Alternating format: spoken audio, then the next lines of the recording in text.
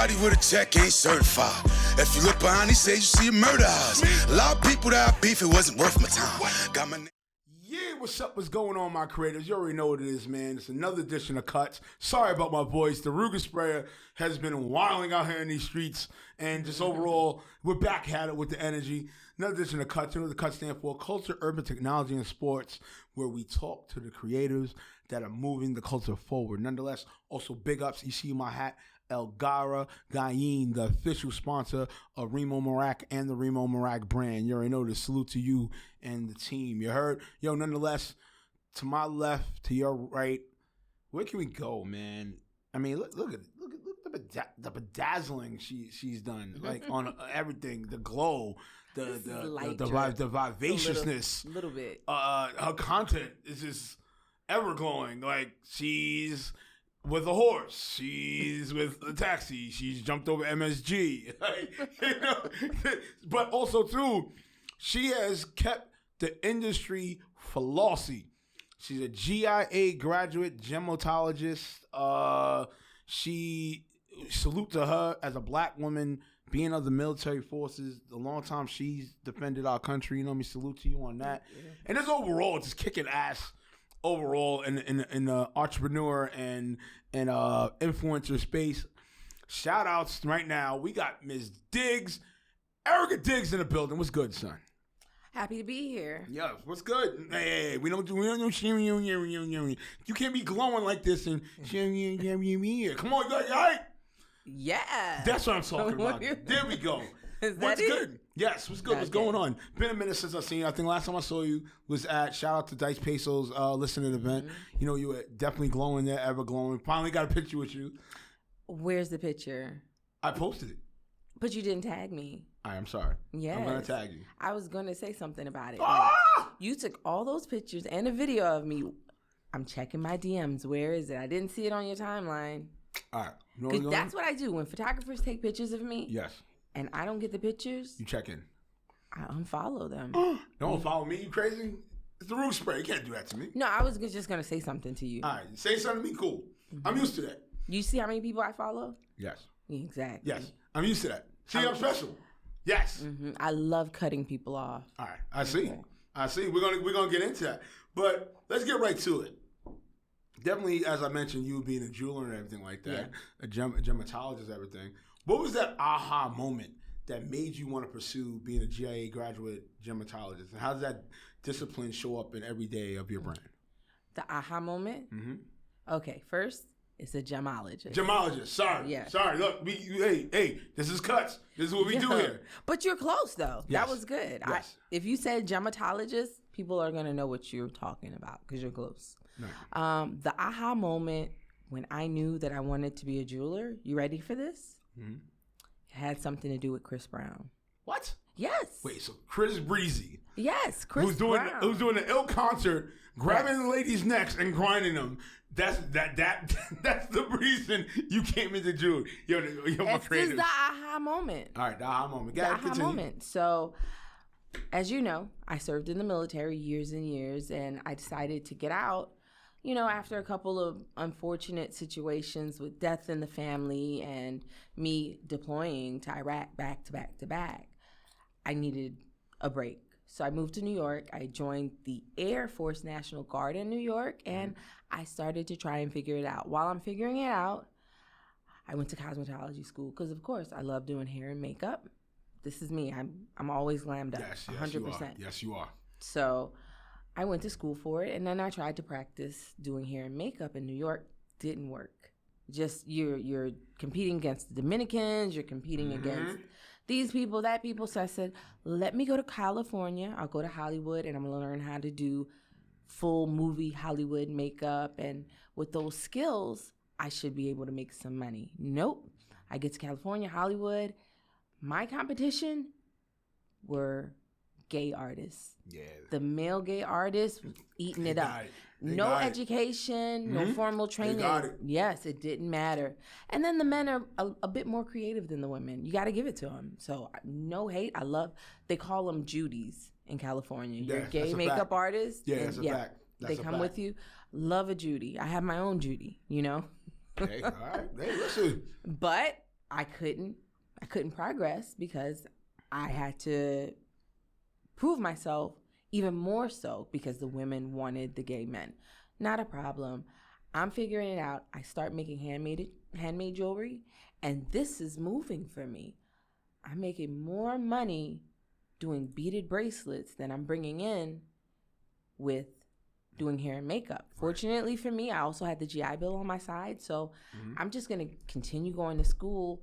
And while I'm in school, the GI Bill pays my living expenses. So I'm getting a substantial amount of money every month while I'm in school. Then I'm maxing out. Rule one. Alrighty, look, my grades already broke rule one. Okay. Jesus, Okay. Mahalia Jackson of Christ. No, it's all good. Okay. So I'm maxing out. I'm going to school, maxing out on my Pell Grants, my student loans, because guess what? I know at the end, because of my disability, I'm going to get all my loans forgiven. Right. So I'm just taking as much money as I can. I'm living a good life in California, but in the back of my head, this money's going to run out. I got to figure it out. So I'm trying everything I can. The jewelry's hitting. With the jewelry hitting, I'm getting celebrity clients. Right. So the celebrity clients are they're wearing my jewelry, paying for my jewelry, and promoting my jewelry. But it's still like, okay, this is not what I imagined. How do I know that this is going to continue? Because I'm doing beaded jewelry. I'm praying, and I have children. So I have to make the right decision. By fault. I remember Tank contacted me. He had a music video. He's like, Erica, we're shooting a music video in Hollywood. I want you to come and bring some jewelry. It's going to be me and some other musicians. Mm-hmm. I check out the name of the song on Google. Before I go into anything, I always do my research. I need to know who I'm dealing with and what's happening. So I want to know what song they're singing. Mm-hmm. I check the song out. And there's a feature with Chris Brown. Holy moly. First of all, it's my favorite singer. It's my Michael Jackson. There's no musician greater. I will stand on 10. So Chris Brown's better than Michael? Chris Brown's not better than Michael. But right now, Chris Brown is it. Is it. And who want to fight? That's right. That's arguable. No, yeah. That's arguable. Because if you want to say, if some may want to say Drake, but I don't think Drake, for me, I don't feel Drake. It's not Chris Brown. Yeah, because, all right, not saying that Drake, when he went to Australia, didn't kill. He did. But on a level of Chris Brown, I don't think it would be a level of Chris Brown. No. I'm waiting That's just my opinion, but I'm just saying. I think Drake is an amazing artist as well, right. But I've never seen him backflip. Yeah. I don't know, Drake. You better get to it, brother. You got time. You got time, brother. You got time to learn new skill. You got time, beloved. When I see Chris Brown is featured in the music video, I'm thinking to myself, he might just do his feature separate. He might not be at this music video. Because, sometimes they do music video. Exactly. I got on my knees and prayed. I said, Lord, I'm having a hard time figuring out where to go with my life. And if this doesn't work, I have no choice but to go back active duty and finish my career in the military. My father told me before he died, which was Sorry about that. God rest his soul. Thank you. My dad's a Vietnam War veteran, and he got tired of me going back and forth to war. They didn't know if I was coming back. I'm literally in Iraq. I've survived over 300 mortar attacks. Which term is that? Is that This is from I believe my first deployment was 2002. Okay, so this is post. So, yes. This is post 9/11, or is this? This is post 9/11. So this is like when they went back again the second time. Yes, 9/11 kicked off our troops going over there. Right. So this is what we're defending. Wow. So, but I keep going back to back as a combat medic. I'm literally right there. There's gunfire, mortar attacks, rockets, everything.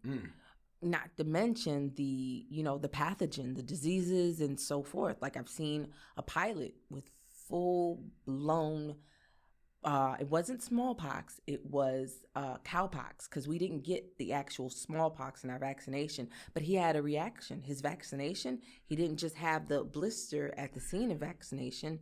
His whole body, he looked like pepperoni pizza. Ooh. Oh, it was terrible. That's the least of what I saw out there. Now when you have to deal with the casualties, and these are young men fresh out of high school. Wow. That are having blast, explosion, these type of injuries. It's a lot to take in. People notice that I'm a little bit peculiar. I'm different. I have PTSD. I'm shell-shocked. I've seen a lot. I process differently. I try my best not to show my feelings. And this is also a way of protecting myself, because I don't know where the enemy is. Most people of military, like my uncle, God rest his soul, Uncle Ladra. Uncle Ladra was big on that. You know what I'm saying? And I'll tell a personal story. Like when my aunt Jay passed, and he heard me like I was really in agony, because my aunt Jay was like one of my best family members, almost damn near a friend. And he heard me in agony. He kept telling me, hey, stop. I'm the husband. You know what I'm saying? Like but I get what he was telling me. You know what I'm saying? He was telling me, yeah, you could be crying, but don't be losing yourself in the street, because I was losing it. You know what I'm saying? Aunt Jay was dope to me. But continue. What was that?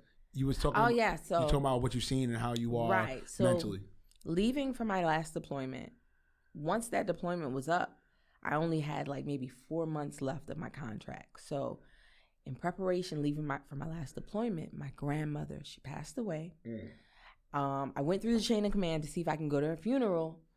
My immediate chain of command said yes, but it had to go past the flight to the squadron. So once it got to the squadron, they denied it. The squadron commander denied it. And I was hurt, because I'm like, I know if it was her grandmother that passed away, and I had plenty of time to get to the funeral and get back in position before my flight left to Iraq. She said, no, we cannot take a chance of you not making that flight, that plane, and being in position in Iraq. And I was hurt. I was drinking, and I was also overeating. Even with my love life, I was in a position where I couldn't keep anything going, because as soon as I got back home, it's time for me to pick up and leave again. So I was going through bouts of depression. Wow. I went from 160 pounds to 220 pounds. I was on the Fat Girl program. Oh, wow.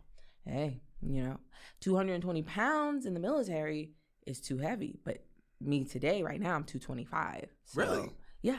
You're 225? Yeah, I'm 225. I'm not believing that.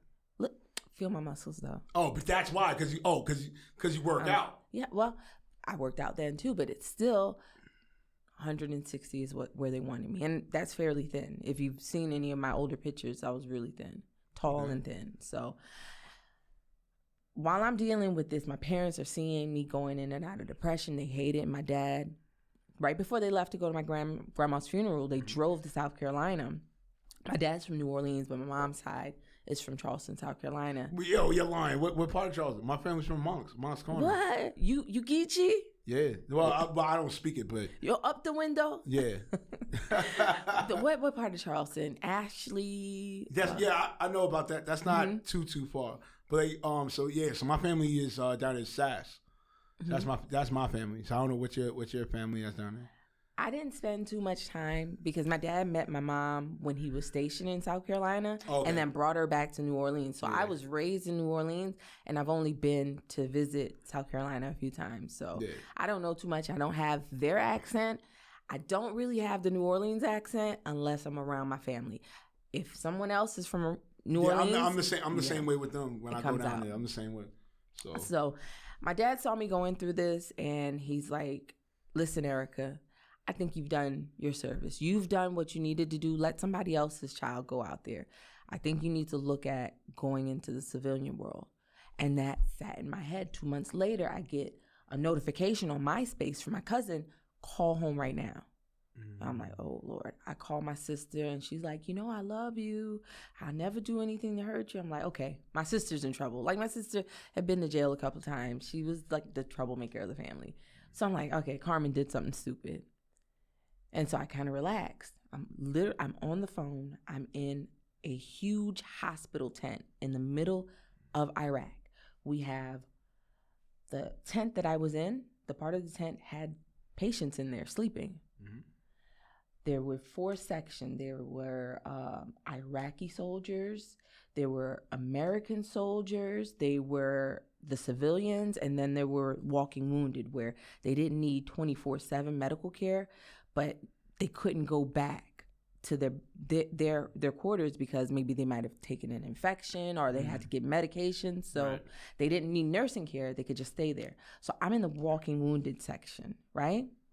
And I'm in the back. I didn't know what was about to happen. And my sister was like, Mom was getting ready for church and she was running Dad's water. And when she went outside, she found him dead in the yard. Oh, man. And I don't even remember how I reacted.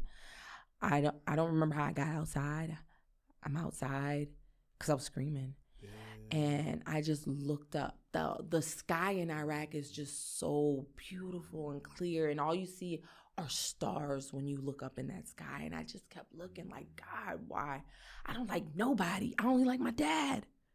This is my hero. Everything I did was to make him proud. Like, I'm a daddy's girl. I look just like my dad. And I was so heartbroken. Even now, thinking about it, it just hurts so bad. Yeah. One thing about the military, what it does to you, it forces you to disconnect your feelings. So getting out of that, I had a hard time, especially with my children, being affectionate and, and with my ex-husband, reconnecting, whereas sometimes things would happen and I would be like, you know what, I attempted to connect with you, but I'm never going to do that ever again because this is just how I am. Like, I'm always protecting myself from hurt. So I'm like, all right, this is it. My father's the last time that I saw him alive, he was literally getting in the car and he stopped me and talked to me and said, I want you to do something else. And I never seen him ever again after that. I couldn't change my mind. My dad made that decision. Forget about everything else. You curse. Yeah, forget about everything else. So I'm like, I got to figure this out in California. Either something's going to work and I'm going to be able to afford to live and take care of my family, or I have to go back active duty. So I prayed. I said, dear Lord. And it just seemed like a foolish prayer. I said, Lord, if being in jewelry is your will and this is what you want me to do, let me meet Chris Brown. I said it. I was on my knees because I was serious. And I really don't pray like that. Like, I'll pray, but I never really go in like, please, Lord, like, let it happen. I believe in God and I believe that God is going to have his way, but I'm not that person where, Lord, tomorrow let this happen in this way and this way. I said, not only let me meet Chris Brown, but let me take a picture with him. I was very specific in my prayer. The next day I get to the video shoot. Tank greets me. He has a little table for me where I could put all my jewelry. None of it was real. It was all, gemstones, beaded jewelry, the little Shambhala bracelets. I had some gold-plated chains, some cubic zirconia tennis necklaces, but it was all stuff for video. So if it got messed up, it didn't matter. If someone didn't return it, it didn't really matter. But at the same time, I'm going to watch my stuff because there's so many people that come through video shoots. You never know who you're dealing with. So I got my eye on my stuff. There's a security guard next to me, but everybody's just kind of chilling. Jaleel White came in. Omarion came in. Damn, my creators. Do you hear the name drops? Yeah. Yo, this episode, we're going to call it Name Drops Digs. You heard? This is what's happening. Like, this is a great experience. Like, I have lived an amazing life, and I've had superior experiences. That's why I can never complain. Right. Who else came in? Tyrese came in. Me and Tyrese began working with each other after that. Like, it was a great experience for me. Of course, I'm not getting paid anything, but I'm networking and I'm building. Right. chilling. Chris Brown, we didn't see Chris Brown. And I'm like, just chopped it up. Well, he's probably not going to be at this shoot. Maybe there's going to be another shoot, and I'll try and go to the next shoot. So I'm just chilling. Later on, I noticed the room gravitates all the way to the right. I'm like, why the hell is everybody all the way over there? And I'm looking, holy cow. I'm breathing the same air as Chris Brown. He's in here. I'm breathing the same air. I'm in the same room as him. I couldn't believe it. So at that, all right, I'm gonna segue. I do understand where you're coming from because I did that with Mike Tyson. Now, if you know, as you know, my name is Kareem Tyson. My government is Kareem Tyson. Yes, my career is my government is Kareem Tyson. Fire. And you know, long story short, he's like my third distant cousin, right? Oh, wow. So, me coming into this industry, I've never been. There's only two people I've been like super starstruck for. He's one, and Angie Martinez, because that's my idol. Yeah. And, you know, as far as media. So when I'm seeing him, it was around my 40th birthday at in Vegas. That was during Wilder versus Fury 2 fight. I went to it. So whatever, it was the weigh-in.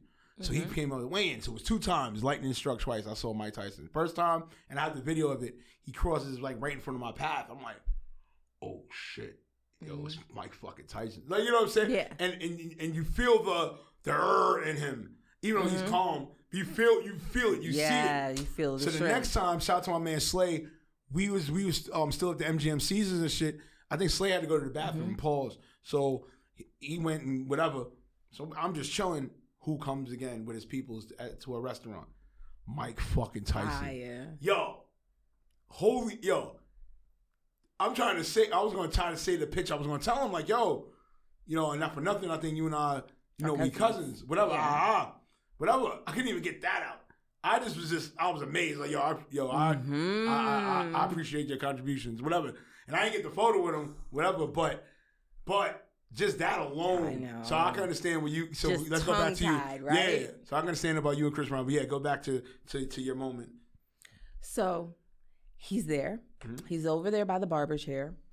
And everybody's just kind of gravitating towards him because Chris Brown is in the freaking building, right? Crazy. Wow. Yes. So, but I couldn't leave my station because I didn't want to get robbed. And there was a whole bunch of characters up in there. Right. A whole bunch of people in there. So I'm just there and I'm just grateful for being in the same room. I'm like, we have a whole video shoot to do. So, you know what? Whatever is whatever. Listen, from where he was, he caught eyes with the jewelry on the table. He came straight over to my table and he started playing with the jewelry that was just laid out. And he was like, this is your jewelry? I was like, yeah. He was like, I like it. You got some dope jewelry. And it wasn't even nothing spectacular, but I'm just like. You got the co-sign from Chris Brown. That's enough. Yes. It made it spectacular. Definitely made it Tiffany's. Yeah. My butt cheeks was clenched. My coochie started getting warm. Whoa. I couldn't the feeling that went through my body, this is Chris Brown right in front of me, complimenting me. And I'm like, thank you. I'm literally standing at attention. Like, I'm like trying to tell myself to relax. I'm standing at attention. And I said, thank you. And I smiled and I had a top grill. And he was like, yo, I love your grill. Where'd you get it from? I'm like, I make grills.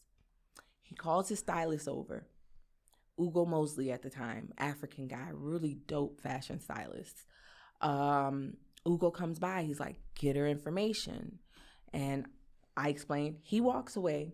I explained to Ugo that I make grills and Chris wanted a grill. I'm calling my girlfriend that's in California that has a dental clinic, cosmetic dentistry. I said, girl, I need you to get over here and bring a mold kit because Chris Brown is here and he wants his teeth done. She was like, tell him to come to my clinic. I'm like, are you out of your fucking mind? This is Chris Brown. You think he's coming to your clinic? Where was the clinic? Was it in the in Beverly Hills? We were in Hollywood. Okay. Should have clinic, but still. You think he's going to automatically just go come to your clinic? So what happened? And I'm like, Kelly, please bring me a mold. She never brought the mold, and it's okay.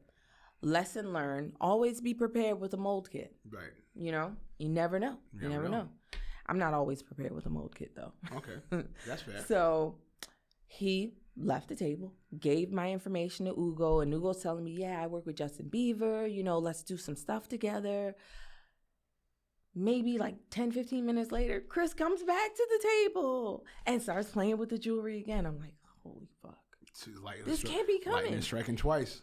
And he was like, I like these. And he had picked up a couple. I was like, you can have them. You can have them. He's like, for real? I'm like, yes, you can have them. After he left my table, and we just chatted it up for a little bit. He just was really, really dope. He went by the barber chair and got his hair touched up for the barber.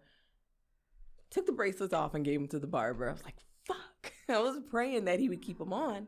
So at least I could say, he's in the video, he's wearing my jewelry, but hey, whatever. They're shooting the videos. Every so often I go out and see him doing backflips with fire and shit. The name of the song was Shots Fired by Tank. Yeah. Later on, once they kind of stop shooting and just, everything's starting to wrap up, he's just chilling in the dressing room with all of us. And I went up to him. I'm like, can I take a picture? He's like, yeah. Took a couple pictures with him. Then I went back to my station, and I kind of, at that point, I didn't even care if anybody stole my stuff, because I got what I prayed for.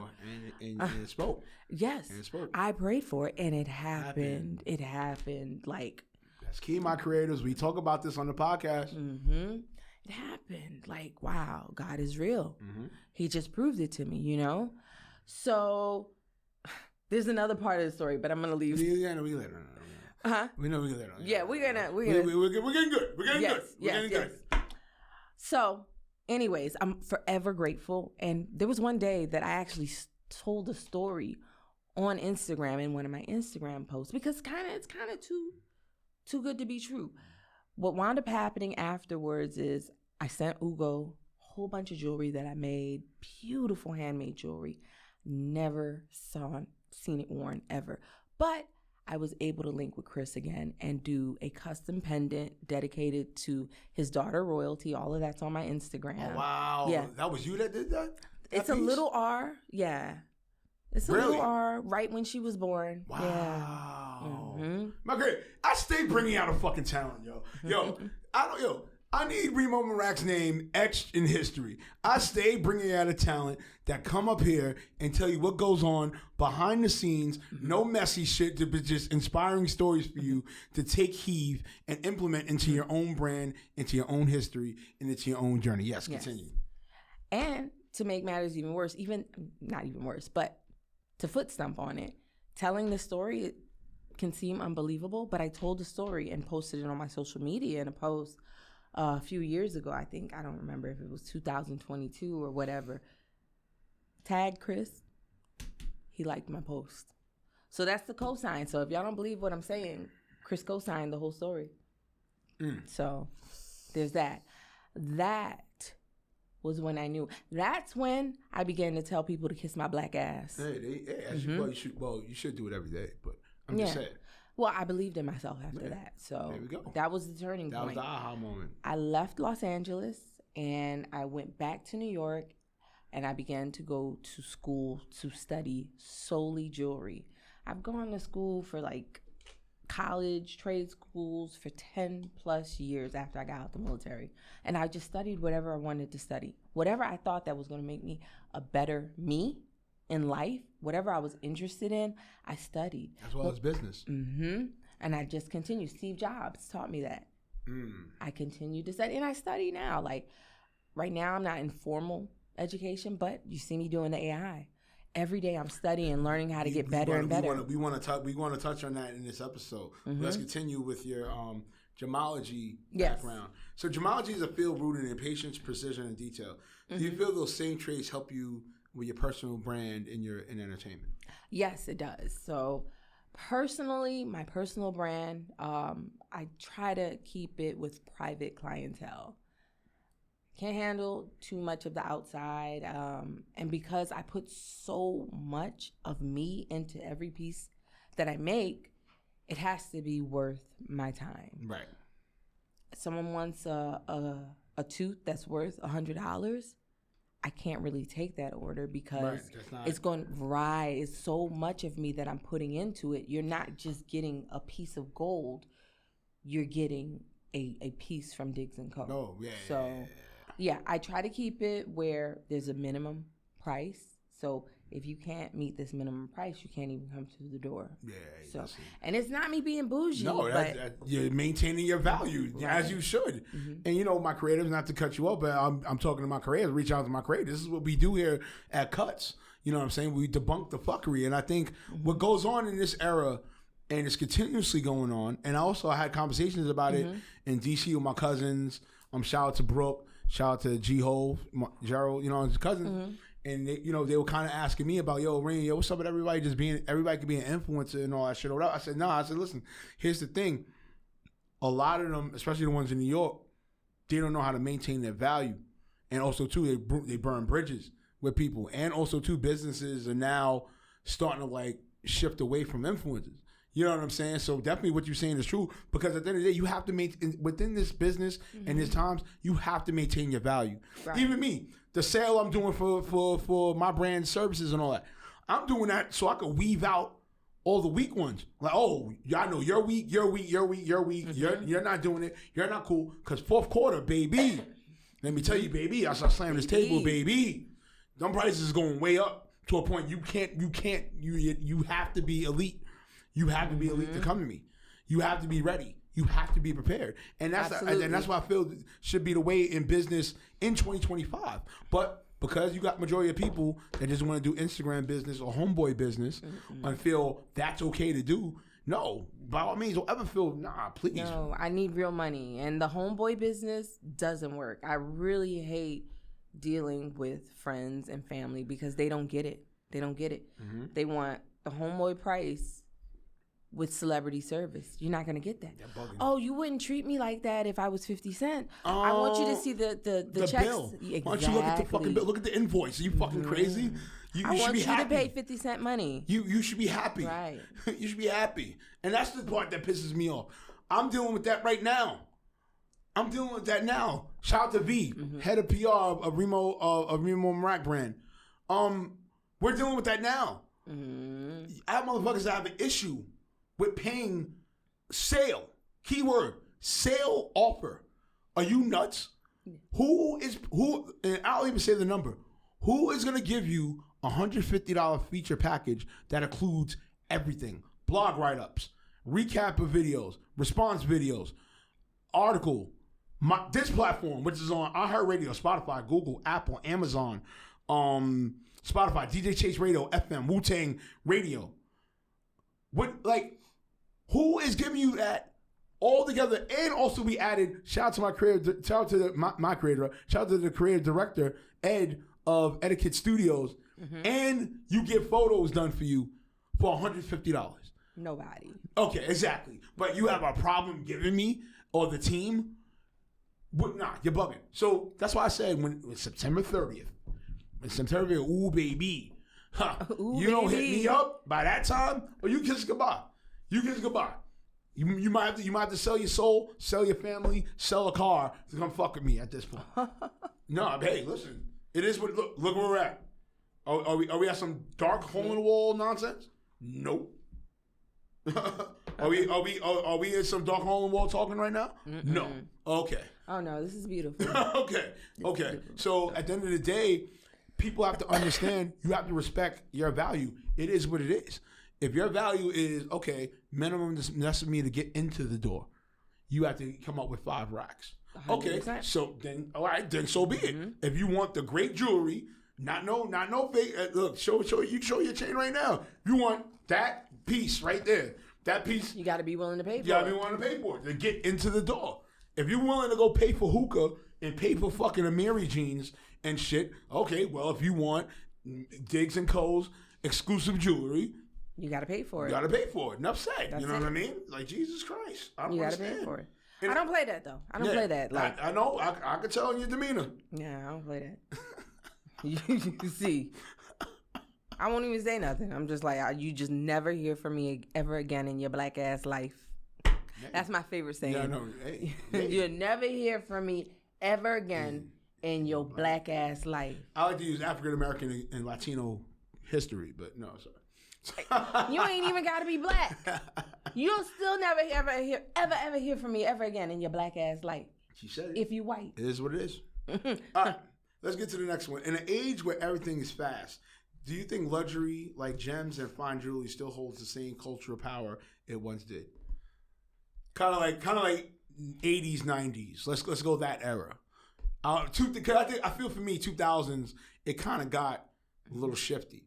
But let's say 80s, 90s. If you had luxury jewelry, that was like the creme de la creme. Right. You know what I'm saying? So for you and what you do, what do you feel about that? No. Okay, why? It doesn't, because you've got a lot of high quality, non-luxury pieces floating out there. Mm-hmm. I remember I was at an event with my friend C.U.T.S, and it was his brunch with bars on I-95. I love to say we saw it. That's where I saw you at. I saw you there too. This is one of them when it was at the Chelsea House, not the one in Connecticut. You saw me in Connecticut, yeah. Yes. So this is one of his first events. And one of the guy, Dizzy from Bars on I-95 was there, and he was complimenting me on my jewelry, and we were talking about, collabing with jewelry. And then he just said, "Is that moissanite?" And I looked at him. Yeah, like, motherfucker, you crazy? The thoughts that went through my head. You don't even know how many American Express cards I got. No. When I tell you I wanted to slap the skin off of his face at that very moment, don't fucking play with me. Fucking moissanite. Do you see the way this shit shines? But I get it. Yeah, because now majority of the game. You're able to go on Alibaba and find these Asian companies that will produce moissanite pieces, and they're custom pieces with almost the same craftsmanship as the real pieces. As a gemologist, I can spot them because I'm trained. But a lot of people, now, I'm not going to say majority of people can't spot them, because the women and the guys, they're starting to learn those stones don't hit. They're starting to learn the difference between the twinkle and the quality. You see a girl in the club and she's got this big ass custom chain on with this big stupid iced out Cuban with butterflies all over it. Something ain't right. Yeah. Something ain't adding right. Yeah. And then your weave janky and you got all this the math ain't mathing. The math ain't mathing. So they're automatically, and not only that, like, if this female, she works at a clothing store, she works at Forever 21, the math ain't mathing. The math ain't mathing. They're going on freaking Alibaba and using Afterpay to pay for these pieces. So they're able to get these pieces. Listen, I take Afterpay too. So I don't mind. Klarna and Afterpay, that's the bomb.com. Let's not get crazy. Money is money. Money is money. And I'm not shading anybody that does it, but it takes away. So these luxury pieces. Now, if I'm looking at you and I don't have to question it, like your Trey Songz, I know your jewelry's real. Your Nicki Minaj, I know your jewelry's real. But if someone doesn't know you and doesn't know, you know what, she's good, people may see me outside and they don't know. My homegirl told me the other day that she was talking about me, and they were like, "A real jeweler?" Yeah. With actual diamonds? Yeah, because I didn't waste my life. I actually used my young years to put me in position where I can relax and put me in a position. I studied. I struggled. I wasn't outside. I wasn't in the street. I wasn't in the club. Now that I'm 45 going on 46, you see me outside.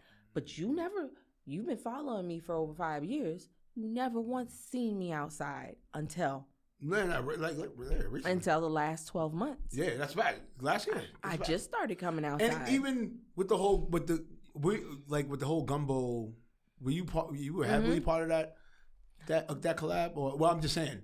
No. I'm just asking. No, okay. No, I just want to know, because also that's my recollection of when I saw you, but as far as on the internet. I saw you. So I just want You to make saw sure. me because my nickname is Gumbo. Right. My nickname is Gumbo. Right. Because I am born and raised in New Orleans, and I make awesome gumbo. It is so delicious. Really? It is so delicious. Like how? Wait, all right. Like what type of? Cause gumbo is important. Mm-hmm. It's not some shit you just openly just make up. So your gumbo, if you put it to a test, like what gumbo would you beat in New Orleans? That's a question that I don't have an answer for. See, that's what I'm talking about. I don't have an answer for that, but I bet you any gumbo in New York. Oh, you can't count. Oh, you can't do that. No, I'm just saying. Nobody makes real good gumbo in New York. You said it. I said it. No, but okay. Anything above the Mason-Dixon line, obviously, is not making good gumbo. Anything above Washington D.C. is not making good gumbo. And to be honest, I haven't been home in a long time. Right. So I don't even know who's. Right, that's right. I don't know who. But you believe you do what you do. Nah, my gumbo is slapping. Right. During the middle of the divorce, we're in family court. This nigga hates my guts. But he's still asking me, when you gonna make some gumbo, Erica? That's quiet. It's clear. What's that? The judge said no. My bad. No. I still make the gumbo for him. Oh, okay. You know, because See, now, my ladies, women. See, you heard that? That's a real woman. All right, cut that crap in 2025. Stop that petty crap in 2025, dog. I'm just saying. We good. Gonna slap the table. You know what I'm saying? I was petty when I was younger, but he taught me about myself. He told me, he said, you know what, Erica? Half of the things I did was because you were so mean to me. You were stubborn. You wouldn't listen. You knew you was wrong, but you were stubborn. And I thought about it, and I'm like, I was. But that's because of your military ways. Yeah, my military ways. And my mom was the same way. My mom could be wrong, super wrong, and she would never admit that she was wrong. Wait, what's her sign? I don't know. You don't know your mom's sign? I'm not into astrology. All right, so my mom was a Cancer, so my mom off the rip. I rest her soul, but shout out to my mom. But yeah, she was a funny lady. Like we caught her in the wrong. Yeah, those times is so funny. You caught her in the wrong. So. Yeah, super duper wrong. But she would, and then when she would get caught in being wrong, then she would flip it with religion, be like, "The Lord, you got the devil on you." I would be annoyed, and I would feel bad for my dad. Like, how can you deal with this? I told you my dad was my best friend. I love my dad so much. My mom would say things about my dad, and I didn't want to hear it. So she'd be in my ear, but I'd be tuning her out at the same time. You know, like, I don't want to hear it. Don't talk about my dad to me. Yeah. He's still my hero. Oh, yeah, my sarcasm, the way I am, I definitely get it from my dad. My Trinidadian massive, you know what I'm saying? And he'd say the wickedest lines. And the way he talked himself out of trouble was crazy. I'm not even gonna lie to you. He'd be, yo, all right, I'll talk. All right, so segue. Make sure it's my daughter. No, good. Life is life, and but I'll segue. So there was a time when he did live with me. It was on and off. He was a light switch in my life, but this is the time when the light was on, and he was in my life, and we in Queens, St. Albans, and him and my mom used to always get in arguments because my dad was like hustling, you know what I'm saying? He was scalping tickets. I won't say the other things and all that stuff, but, he was doing that. But he'd be home. So me and my mom, because, I'm going to school and my mom's working. So you in the crib. You got the crib to yourself majority of the time. Why the dishes ain't done? Why this ain't done? That ain't done. Yeah. So my dad, his slick behind, used to, like, my mom be getting at him. They get in an argument. He'll come to me and, like, mind you, I'll get my homework done. He be, yo, Kareem, I need to go do the dishes. Go do something else. You got more homework? And I didn't really pick up, until I picked, see, that's the thing about me. As a kid, till now, I always picked up on shit, like, quick. And I take my time. I look at shit. I said, yo, why this man always coming in my room when I'm done with homework every time he argue with mom? So I just picked up game. I said, oh, that's what it is. You trying to fucking put this shit on me. Oh, hell no. Oh, no. So he came. Hey, buddy. That's how I used to talk. Yeah. That's how I used to talk. I used to watch, like, Rodney Dangerfield and all them, like, 80s comedies shit. Hey, buddy. Hey, bucko. Hey, I'm not doing that. You're not doing that. Go win your argument against mom. You know what I'm saying? Like that or whatever. And I slam the door. I'll close the door. Bucko. Yeah. That's funny. Yeah, call my dad Bucko. Hey, Bucko. Hey. Go win your argument, goddammit. But no, I get what you're saying. I'm making a mental picture right now. Yo, actually, shout out to my brother, D Money. He just brought me like the stuff that Ma collected as me as a kid. So there's a picture I'm actually going to use for my clothing brand. I'm gonna make it. It's like then it's like a face. Yeah, it's like a sarcastic face I used to always make. So I'm gonna put it as a t-shirt. I'm gonna make it. But yeah, no. But I get what you're saying though. You know what I'm saying? All right, let's get to the next thing. The discipline of military life versus the unpredictability of entertainment. Do you find yourself learning more on structure or improvisation in your career now? For my business, I have to structure it. Because if you don't structure it, especially in a luxury brand like this, and dealing with so much money, it will be a catastrophe. But on the flip, I also understand that my clients are not structured. So I have all the patience in the world for them. My music artists, we may have a meeting to meet at a certain time, and they're running 2 hours late. But this is why they pay the way they do. And this is why I have all the patience in the world, because I'm getting paid. So, and I also understand that life is different. Okay. You never know what's going to happen.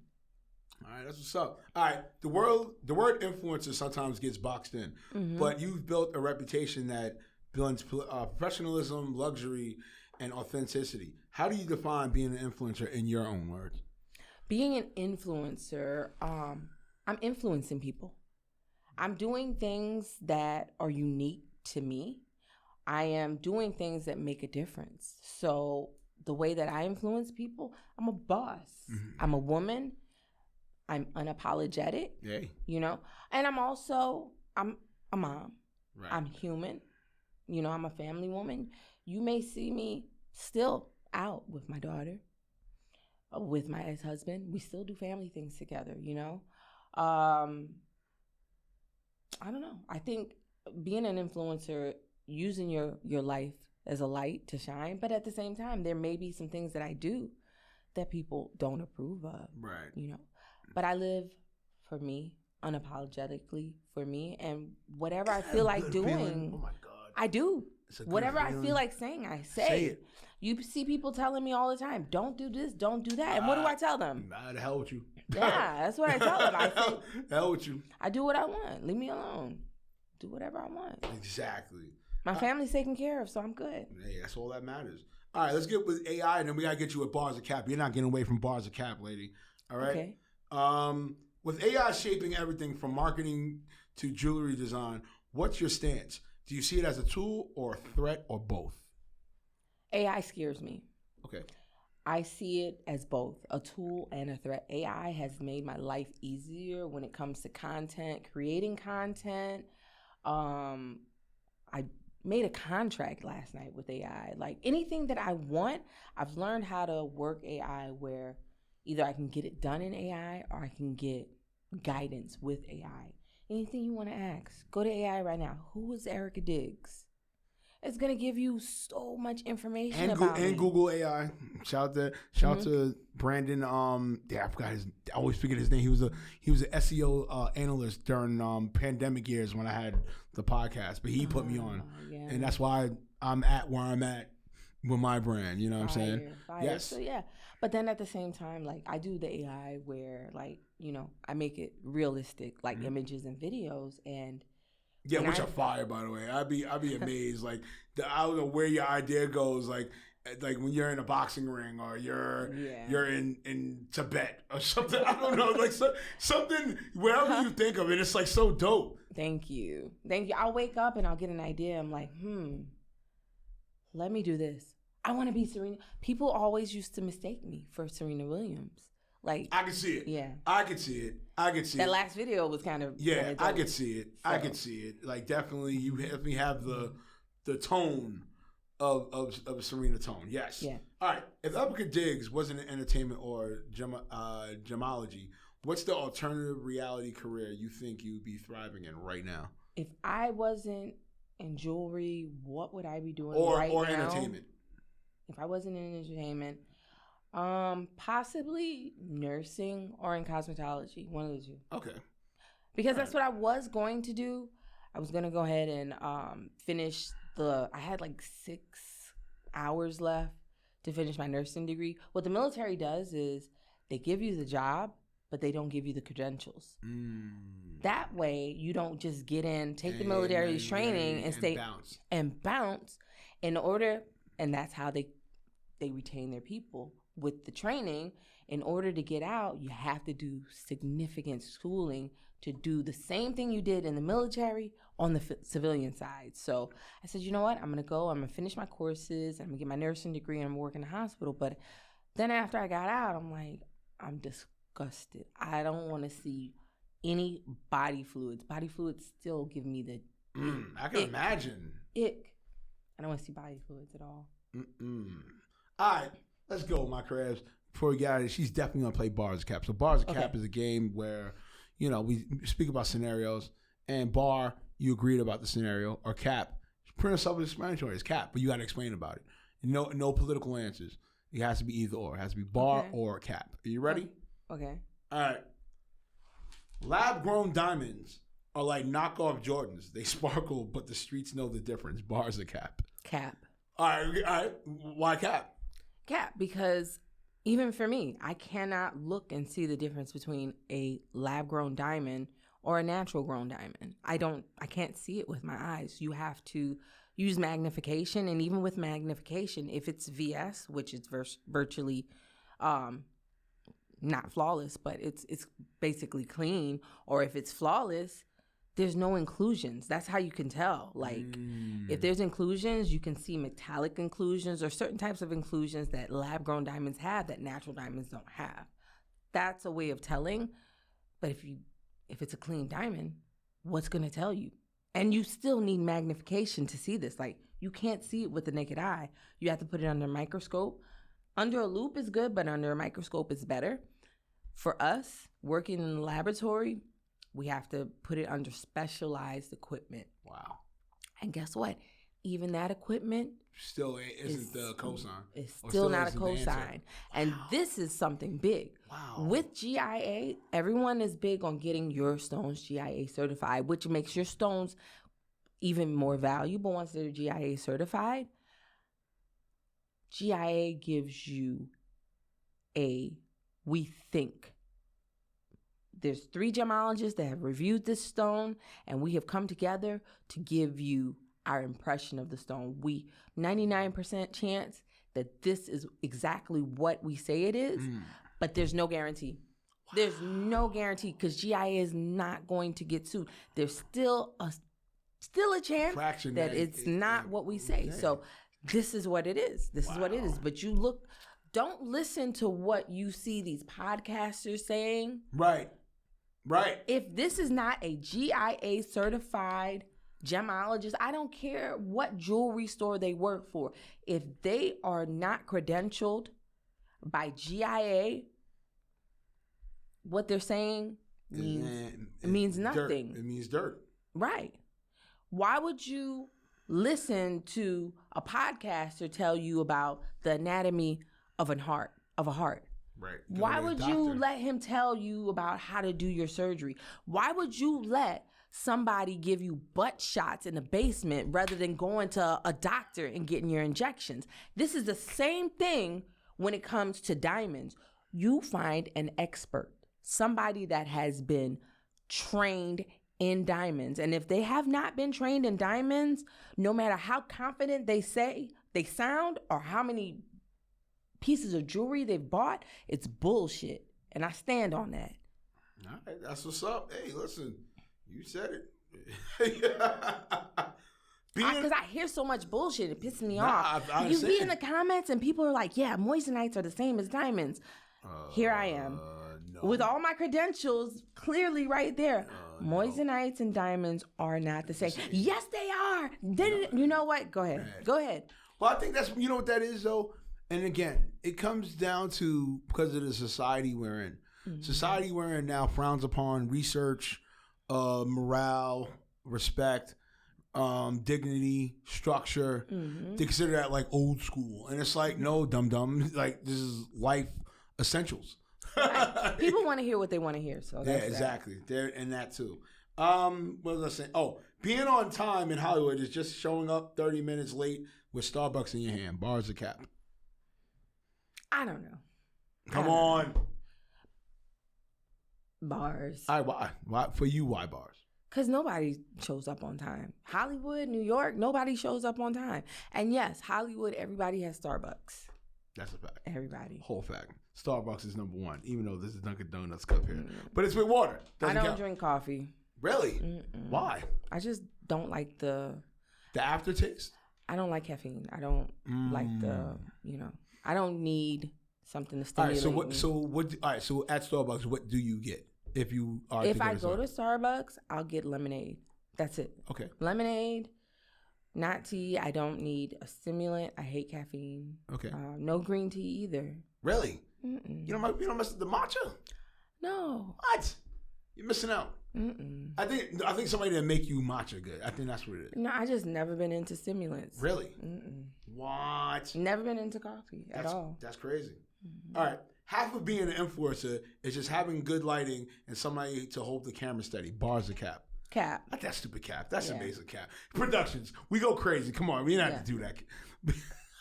But why? Why cap? Because I don't always have somebody to hold a camera. I find other ways. Like I have all kinds of devices so the camera is being held up and someone's like, people are like, who took that picture of you? You know, if it's a sexy picture. I have my selfie, I have my little tripod or whatever. No, I got one. I bought one. Oh, it's one of the greatest phone tripods. I see you with it. It's the Kenzie. Yeah, I bought it at B&H. Oh my God, that thing is so sad. I've done so much damage with that shit. The best $50 ever spent in my life. Wow, fire. Best $50. Like, set it up. Even last night when I was at the 1800 event, the tequila event. Everybody's like, yo, what are you doing? But got my light, my Ulanzi light. Oh. Great. Oh, man, your feet. All right. Every influencer secretly has a stash of cringe content that they pray never sees the light of day. Bars or cap? Hell yeah. Bars? Bars. Yeah, go ahead. Speak on it. I've had a couple of podcasts that I've been on. Oh. Yeah. Yeah, you did talk about this whole podcast. Yeah, a couple podcasts that and these are guys are like, oh, you look fine. But if I don't feel like I look fine, I'm not going to be comfortable with the content going out. I'm sorry, podcasters. I raised the bar. Sorry, I apologize. I raised the bar. My bad. Specifically speaking, I asked one podcaster, can I review this before you put it out? Next thing I know, he's tagging me to a collaboration. Nah. Denied. Nope. Denied. And now I'm not responding to you ever again. I asked you to let me review it, so that's that. But look, see my creative. See, I don't want to show off, but see, she can see herself right now. So you know what? I don't even have to check in. No, the lighting is perfect. Everything's perfect in here. I don't have to check in. My bad, my creatives. My bad. Yo, all right, let's go. Last one, AI, and then we'll go with the closer. All right, AI is about to put interns, assistants, and maybe even content creators out of a job. Bars or cap? I don't know. I think that's debatable. I think that's cap. That's cap. That's cap. That's cap. I mean, AI is good. You need human guidance. Yeah, exactly. Yeah. And we can use it, but we're not gonna. Actually, and the social emotional is key. I think social emotional is key. Exactly. All right. We're one update away from AI hosting its own podcast and humans just being the guests. Bars or cap? Cap. Again, no, that's stupid cap. That's stupid cap. Yeah. I mean, I get, okay, production. Shout out to the team. Yo, we're wilding on the pre-productions, but I get that in a sense because of the Timbaland thing. I think the Timbaland thing kind of like Timbaland thing went. No, true, but it still puts the fear like, oh shit, wait up. Somebody was ballsy enough. See, that's the thing with AI. I think people don't understand. If you're an individual and you be ballsy enough to do something and it works and it keeps consistently working. But think about it. As a podcaster, you need an emotional exchange. Yes, that's a whole fact. And you can't get that from AI. Yeah, that's a whole fact. All right. here's the bonus kicker. All right? Mm-hmm. Pick from all the bars of Kappa you just said, which one of these almost you felt the most about, and tell us, what changed your approach forever. What do you feel out of the ones we... Of course, it's going to be the ones about diamonds because this is my passion. Right. So, and what changed my life forever about it? Because this is what I do. This is what I do, and I like to educate people. What pisses me off is when I'm trying to give education, qualified education, and people say, I don't know what I'm talking about. I'm like, you know what? There really are some idiots in this world. Idiots is an understatement. I quit. No, I digress. You know what it is? Because I don't know if you know of my background. My day job, I'm in education. Mm-hmm. So I overstand it.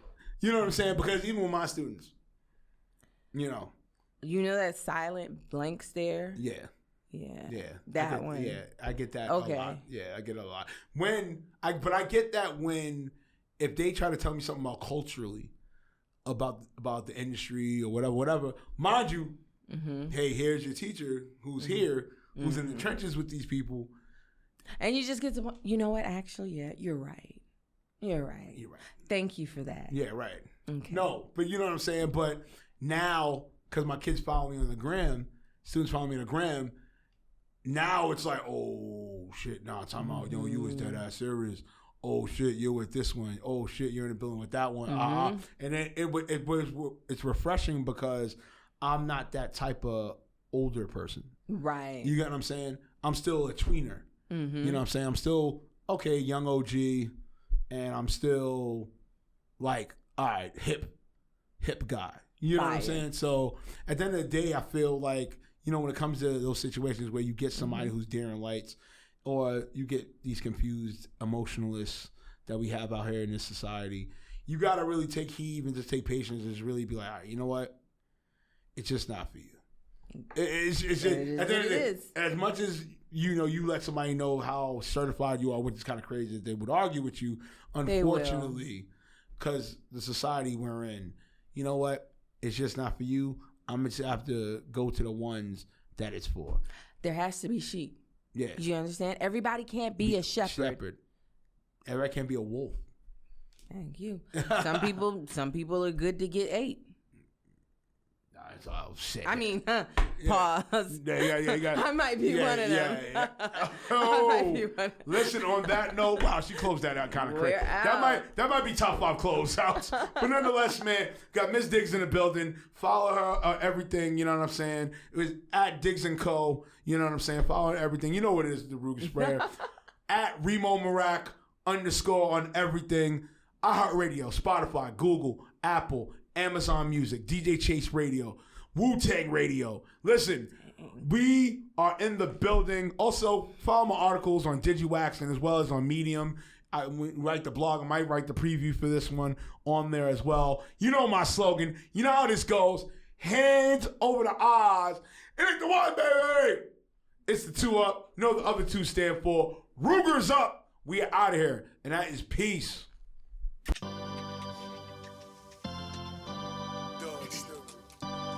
To the garden. It's a New York sound like we in the garden.